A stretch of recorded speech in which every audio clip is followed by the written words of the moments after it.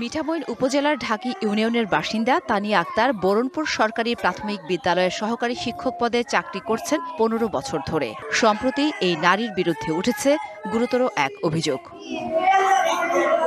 মুক্তিযোদ্ধা কোটায় চাকরি নিতে চাচাকে বাবা সাজিয়েছেন এমন অভিযোগ তুলেছেন তারই পরিবারের সদস্য।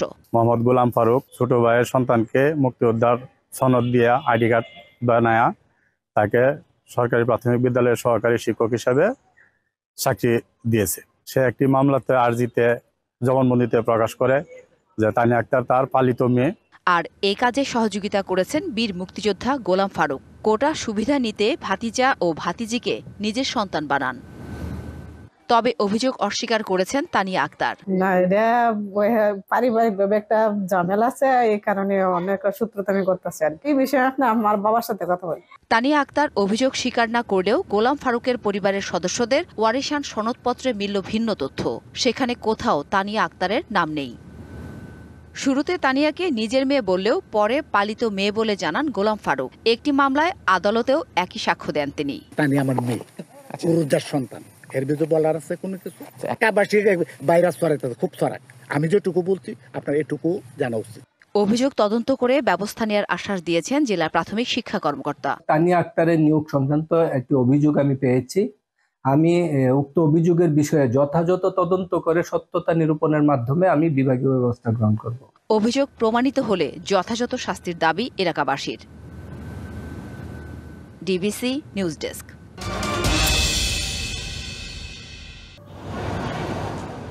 দুই সালে নির্মাণ কাজ শুরু হয় কুষ্টিয়া মেডিকেল কলেজ ও হাসপাতাল ভবনের। প্রায় এক যুগ পরে ২০২৩ সালের শেষের দিকে চালু হয় বহির্বিভাগ। শিক্ষার্থীদের আন্দোলনের পর অবশেষে জরুরি বিভাগ চালু ছাড়াই মেডিসিন ও শিশু ওয়ার্ডে রোগী ভর্তি শুরু করেছে কর্তৃপক্ষ।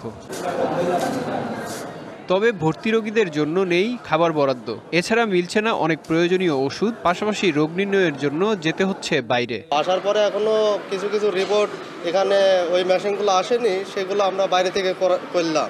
কিছু ওষুধ দিচ্ছে, ফুলফিল দিচ্ছে না। খেলান আমার নিজের টাকা দিয়ে কিনে দিতে হয়েছে, কিছুই দিইনি এখন পর্যন্ত, আরো পাইনি।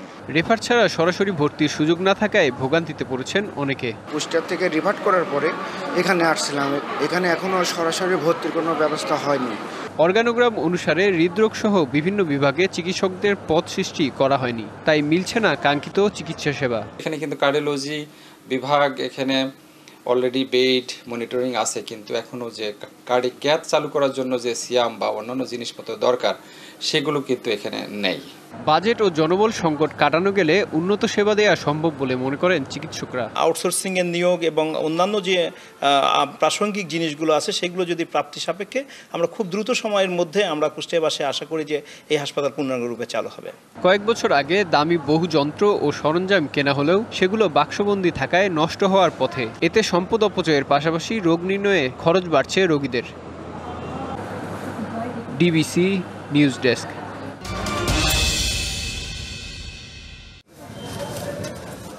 সিলেটের জৈন্তাপুর উপজেলার সীমান্ত পাড়ি দিয়ে রাতের আধারে এভাবেই দেশে ঢুকছে ভারতীয় গরু।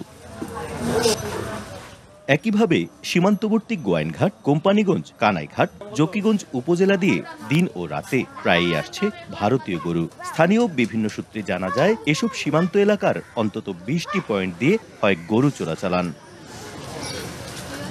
সীমান্ত পাড়ি দিয়ে আসা এসব গরু ছড়িয়ে পড়ে শহর থেকে গ্রামে। এতে কোরবানির আগে লোকসানের আশঙ্কা করছেন দেশীয় খামারি ও ব্যবসায়ীরা। ইন্ডিয়ান যে গরুগুলো আছে ওইগুলো যদি আমাদের হাটে না আসে তাইলে আমাদের যে গরুগুলো আছে ফার্মের যে লোকাল গরুগুলো আছে ওইগুলোর দাম পাবো। সবার ক্ষতি হচ্ছে, ভারতীয় গরুগুলা চুরাই পথে আইসা আমাদের ক্ষতি করতেছে। ভারতীয় গরু মহিষের পাশাপাশি প্রসেস করা মাংস আসছে সীমান্ত দিয়ে। সম্প্রতি গরু মহিষের সাথে প্রসেস করা মাংস জব্দ করে বিজিবি। সীমান্ত দিয়ে যাতে অবৈধভাবে ভারতীয় গরু আসতে না পারে সেজন্য টহল জোরদার করেছে বিজিবি।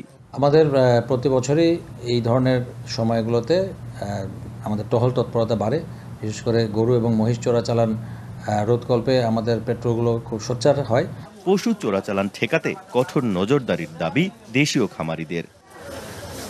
সিলেটের বাজার এখনো জমজমাট হয়ে না উঠলেও অনেক কারবারি রয়েছেন যারা বিভিন্নভাবে ধার দেনা করে লগ্নি করেছেন এই ঈদ বাজারে।